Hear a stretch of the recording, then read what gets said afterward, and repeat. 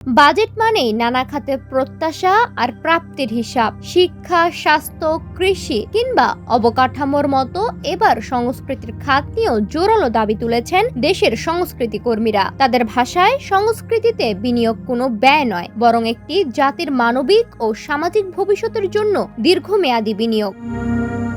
আসন্ন 2026-27 অর্থ বছরের জাতীয় বাজেটে সংস্কৃতির খাতে ন্যূনতম 2% বরাদ্দের দাবিতে জাতীয় প্রেস ক্লাবে সংবাদ সম্মেলনের আয়োজন করে বাংলাদেশ সাংস্কৃতিক কর্মী সংঘ।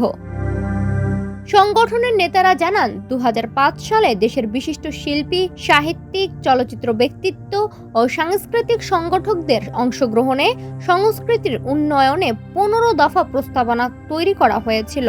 2 দশকের বেশি সময় পেরিয়ে গেলেও সেই প্রস্তাবনাগুলোর অধিকাংশ এখনও বাস্তবায়নের অপেক্ষায় রয়েছে। সংবাদ সম্মেলনে বক্তারা বলেন, সংস্কৃতির বিকাশ ছাড়া মানবিক মূল্যবোধ, সামাজিক সম্প্রীতি ও জাতীয় পরিচয়কে শক্তিশালী করা সম্ভব নয়। তাই জাতীয় বাজেটে সংস্কৃতি খাতে বরাদ্দ বাড়ানো এখন সময়ের দাবি।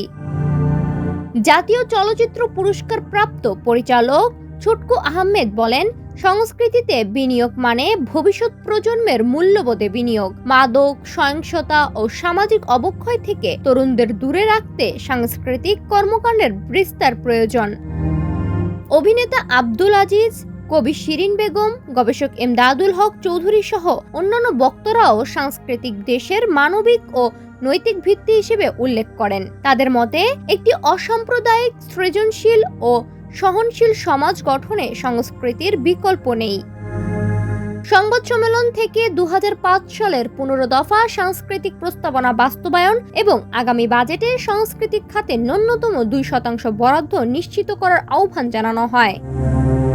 বক্তাদের দাবি, উন্নয়নের হিসাব শুধু সড়ক, সেতু কিংবা অর্থনীতির অঙ্কে সীমাবদ্ধ নয়। একটি জাতির আত্মা বেঁচে থাকে তার সংস্কৃতিতে, আর সেই সংস্কৃতিকে শক্তিশালী করতেই প্রয়োজন রাষ্ট্রীয় বিনিয়োগ ও দীর্ঘমেয়াদী পরিকল্পনা।